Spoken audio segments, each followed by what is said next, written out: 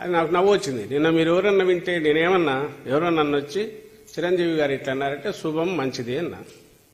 నేనేమన్నా శుభం మంచిది. ఇప్పుడు ఉన్న వాళ్ళకి తోడు ఇంకొకరు ఆయన కానీ ఇంకొకరు కానీ జాయిన్ అయినా నష్టం లేదు. మాకు కావాల్సిన పిక్చర్ క్లారిటీ మరింత వస్తుంది, కన్ఫ్యూజన్ ఉండదు. మా వరకు మేము కాన్ఫిడెంట్గా ఒకరం ఉన్నాము. అటువైపు ఇట్లాంటి రకరకాల ఆలోచనలు ఉండే వాళ్ళను ఫిగరేటివ్గా నేను పోల్చిన. దుష్ట ఆలోచనలు ఉండే వాళ్లతో వీళ్ళందరూ చేరుతున్నారు కాబట్టి చంద్రబాబు నాయుడు లాంటి వాడితో ఎందుకు ఆయన దుష్ట ఆలోచనలు, ఆయనకున్న కుట్ర బుద్ధి లేదా ఆయన గత చరిత్ర వీటి గురించి నేను పోతే అది గంటలు గంటలు పోతుంది, దానికి పోవట్లేదు, అది అందరికీ తెలుసు. నేను ఇంతకుముందు అన్నదంటే కూడా ఉంది, ఆయనకు అధికారం లేక రావడం తప్ప అది పవన్ కళ్యాణ్ బాధ్యత, చిరంజీవి బాధ్యత, మోడీ బాధ్యత, పురంధేశ్వరి బాధ్యత అని ఆయన అనుకుంటుంటాడు. ఇట్లా అనుకున్నట్టే అన్నాడు. ఆయన కూడా దాంట్లో చేరినాడు, మంచిది. వేరే మేము ప్రజలు మాతో ఉంటేనే మేము అధికారంలోకి రాగలం కాబట్టి ప్రజలతో ఎట్లా ఉంచుకోవాలని మేము ఆలోచిస్తున్నాం జగన్మోహన్ రెడ్డి గారు. అలాంటి దుర్మార్గపు ఆలోచనలో ఉండే వాళ్ళందరినీ పంచతంత్రంలో క్యారెక్టర్స్లో ఇవన్నీ ఉంటాయి, రకరకాల గుంటనక్కలు, తోడేళ్లు, ఇవన్నీ. వీళ్ళందరూ గుంటనక్కలని నేను గుంటనక్కలు అన్నట్ల స్వభావ రీత్యా అలాంటి వాళ్ళందరూ ఒక దగ్గర అంటే చంద్రబాబు నాయుడు గారు అలాంటి వాళ్ళందరినీ చేర్చుకుంటున్నారు. వాళ్ళు కూడా ఆ స్వభావం ఉండే వాళ్ళతో చేరి వాళ్ళు కూడా ఆ రకంగానే అవుతున్నారు అనే ఉద్దేశంతో నేను అన్నా ఎవరిని అవమానించాలని అన్నా. ముందు అన్నది కరెక్ట్. చిరంజీవి గారు ఆయన వ్యక్తిగా, ఇప్పుడు ఆయన వ్యక్తి మాత్రమే, మంచి సినిమా స్టారు, మధ్యలో రాజకీయాల్లో ఉన్నారు. ఇప్పుడు కాదని ఆయన డిక్లేర్ చేశారు. పెద్ద మనిషి, రాష్ట్రంలో అందరూ గౌరవించేవాడు అనుకుంటే ఆయన అభిప్రాయం మేరకు ఈసారి కూటమి రావాలని ఉంది. కూటమి అనగానే ఏమేమి వస్తాయి? ఇవన్నీ 1, 2, 3, 4 వస్తాయి. పోనీ ఆయన ఎవరిని కూర్చోబెట్టుకుని చెప్పారా పక్కనంటే ఎత్తిపోయి దివాలా తీసి ఇదైపోయి బ్యాంకులు మోసం చేసిన వ్యక్తి ఆయన సపోర్ట్ చేస్తూ మాట్లాడారు. ఇలాంటి వాళ్ళందరూ ఒక దగ్గర చేరినప్పుడు ఏమనాలో ఆయనే చెప్పనండి, పవన్ కళ్యాణ్ గారిని ఆయనే చెప్పాలి దానికి ఎక్స్ప్లెనేషన్. అంతే తప్ప దానికి మీ మొహాల అద్దంలో చూసుకోండి మీరు ఎవరు చెప్పలేదు, మేము అందగాళ్ళమని చెప్పినామా? ఆయన సినిమా స్టార్, సూపర్ స్టారే, కాదని ఎవరున్నారు? అదే కదా ఆయన బతికించేది. ఈరోజు చంద్రబాబు నాయుడు డిపెండ్ అయింది. అది కాకపోతే పవన్ కళ్యాణ్ దగ్గరికి రానిచ్చేవాడా? లేదా ఆయన కావాల్సిన తీర్చి అంత ఆ డిమాండ్ తీర్చి ఆయన నెత్తిన పెట్టుకుని ఎందుకు ఊరెగుతున్నాడు చంద్రబాబు? ఉంది కాబట్టే పవన్ కళ్యాణ్ గారు మీరు రాజకీయాలకు నిజంగా రావాలనుకుంటే ఇది కాదు పద్ధతి. మీకంటే ఒక 2 ఏళ్ల ముందు మొదలు పెట్టిండొచ్చు. మన జగన్మోహన్ రెడ్డి గారు ప్రూవ్ చేసుకున్నారు. This is the way. మీకు బేస్ ఉంది, కోర్ ఉంది. దాని మీద మీరు అప్పటి నుంచి మొదలుపెట్టి పార్టీ నిర్మించి ఉంటే బాగానే ఉండేది. ఒక రాజకీయ పార్టీ అంటే ఏం కావాలి? రాష్ట్రంలో ప్రతి చోట దానికి సంబంధించిన ఇన్ఛార్జీలు కావాలి, స్ట్రక్చర్ కావాలి, ఇవి పెట్టుకోవాలి. అవన్నీ పెడితే చంద్రబాబుకి ఎట్లా ఉపయోగపడతాడు? కాబట్టి చంద్రబాబు నాయుడుకి అది ఇష్టం లేదు. అందుకని ఆయన నువ్వు ఇంతవరకు ఉన్నామన్నాడు. ఆయన ఆగాడు. దాని గురించి అన్నాము. ఆయన ఉండేది చంద్రబాబు నాయుడు కోసం ఉన్నట్టుంది అన్నాం. అందులో తప్పేముంది? సో ఇందులో ఎవరిని అవమానించడానికల్లా మన వ్యవహార శైలిని బట్టే అవతల వాళ్ళు ఎవరైనా కామెంట్స్ చేస్తారు. మేము 4 జీరుతాం, ఒక్క జీరుతామని మేమేమనట్లేదే. ఆయన మాటలను బట్టో వాటి మీద మా జరిగిన దీని గురించి రిపోర్టర్లు అడిగితే అన్న మా అంతటా మేము కూడా అనలేదు. మీరు అడిగితే చెప్పిన దానికి రిప్లై అది. దాని గురించి ఆయన రకరకాలుగా మాట్లాడుకుంటే ఆయన స్థాయి తగ్గించుకుంటున్నాడు. అంతకుమించి ఏముంది దాంట్లో?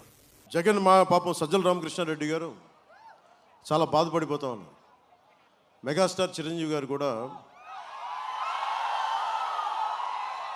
ఒకటే మాట, పంచగల రమేష్ బాబు ఆయన పార్టీ పెట్టినప్పుడు ఆయన అభ్యర్థి గెలిచాడు. ఆయనకి మన రమేష్ గారు ఎంపీగా పోటీ చేస్తున్నారు. వాళ్ళిద్దరూ వచ్చి నాకు మీ ఆశీస్సులు కావాలి అంటే ఆయన ఈరోజు నాకు కూర్చోబెట్టి నాకు 5 కోట్లు ఇచ్చారు.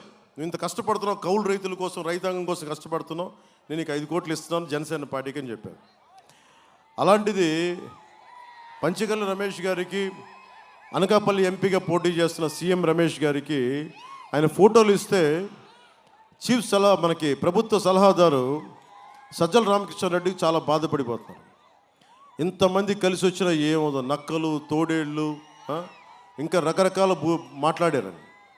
సజ్జల రామకృష్ణారెడ్డి గారు ఒకటే చెప్తున్నారు, సింహాలు సింగిల్గా వస్తాయని మీరు ఎక్కువ మాట్లాడుతున్నారు. సజ్జల రామకృష్ణారెడ్డి గారు, మనం ఉంటుంది జంతు ప్రపంచంలో కాదండి, మానవ ప్రపంచంలో ఉన్నాం. సరదాగా నేను అత్తారింటికి దారే సినిమాలు నేను అంట, సింహం గడ్డం గీసుకొని నేను గీసుకుంటాను నేను. అది సరదాగా అంటాం, ఏదో మీ చేత చప్పట్లు కొట్టించడానికి. దాన్ని నేనే సీరియస్గా తీసుకోను. అలాంటిది సజ్జల రామకృష్ణారెడ్డి గారు కళ్ళజోడు పెట్టుకుని హుందాగా సింహం సింగిల్గా వస్తుంది, ఒంటెలు తోడేళ్ళు హైనాలు ఇలాంటివన్నీ గుంపుగా వస్తాయని మాట్లాడుతూ ఉంటే, సజ్జల రామకృష్ణారెడ్డి గారు నువ్వు చిరంజీవి గారి జోలికి రాకాయ పెద్ద మనిషి, అసలు రావు, తప్పదు. ఎందుకంటే అతను పద్మవిభూషణ్ బిరుదాంకితుడు. రజనీకాంత్ గారు కూడా దాదాసాహెబ్ ఫాల్కే అవార్డు గ్రహీత. మీ నైజం ఏంటంటే ఎవ్వరు కూడా ఎవరిని మెచ్చుకోకూడదు. ఉప్పాడలో ఉండే ఒక రైతు మన ఒక మత్స్యకారుడు నా బోటుకి వలలకి రాయితీ ఇవ్వలేదంటే వాళ్ళని బెదిరిస్తాం. దాదాసాహెబ్ ఫాల్కే అవార్డు గ్రహీత పాప ఆయన ఏదో కూర్చొని చంద్రబాబు గారి గురించి మాట్లాడితే ఆయన్ని తిడతాం. పద్మవిభూషణ్ చిరంజీవి గారిని తిడతాం. ఏం కళ్ళు పైకి ఎక్కినాయా మీకు? అంత ఎక్కేసినాయా మీకు? సజ్జల రామకృష్ణారెడ్డి గారు మీకు ఒకటి చెప్తున్నా, 2-3 సార్లు నేను మాట్లాడితే మీకు ఆధిపత్య అహంకారం అంటే మీరు చాలా బాధపడ్డారు, నొచ్చుకున్నారు. ఆధిపత్యపు అహంకారం అంటే ఇదే సజ్జల రామకృష్ణారెడ్డి గారు. అందరూ మీకే పల్లకీలు మోయరండి. మీరు ఎవరి పల్లకీలు ఎవరు మోయరు. మేమందరం మోసేది ప్రజల్ని, మేము ఎక్కించి మేము బోయిలకి వెళ్తున్నాం. ఇక్కడ మేము మత్స్యకారుల్ని భుజాల మీద ఎక్కించుకుని వారి పల్లకీలు మోయడానికి మేము సిద్ధంగా ఉన్నాం. అణగారిన వర్గాల ప్రజల్ని భుజం మీదకి ఎక్కించుకుని పల్లకీలు మోస్తున్నాం. ఆధిపత్యపు అహంకారం అంటే నోరుకి ఏదొస్తే అది మాట్లాడటం, ఎవరింట్లో ఆడబిడ్డల గురించి నోటికి ఏదొస్తుంది మాట్లాడటం. ఆధిపత్యపు అహంకారం చూపించుకు సజ్జల రామకృష్ణారెడ్డి గారు. నేను మీలాంటి గుండా విధంగా మాట్లాడేవాళ్ళు చాలామంది చూసి వచ్చాను. నేను చాలా తెగించి వచ్చాను రాజకీయాల్లోకి. సో నోరు అదుపులో పెట్టుకొని మాట్లాడండి సజ్జల రామకృష్ణారెడ్డి గారు.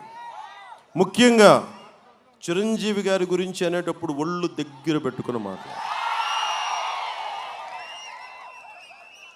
అందరూ కలిసి అంటే ఒకటి మీద వస్తున్నారు, జగన్ మీద ఎంత బలంగా ఉన్నాడో అని తెలుస్తుంది.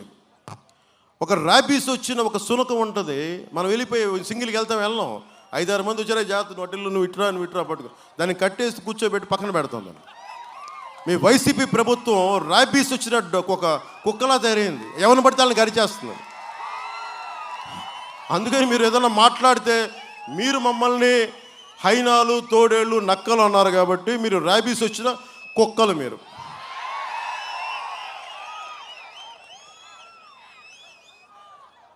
అందుకని మనస్ఫూర్తిగా సజ్జల రామకృష్ణారెడ్డి గారు ముఖ్యంగా అర్థం చేసుకున్న పెద్ద మనసుతోటి కొంచెం మాటలు నియంత్రించుకోండి.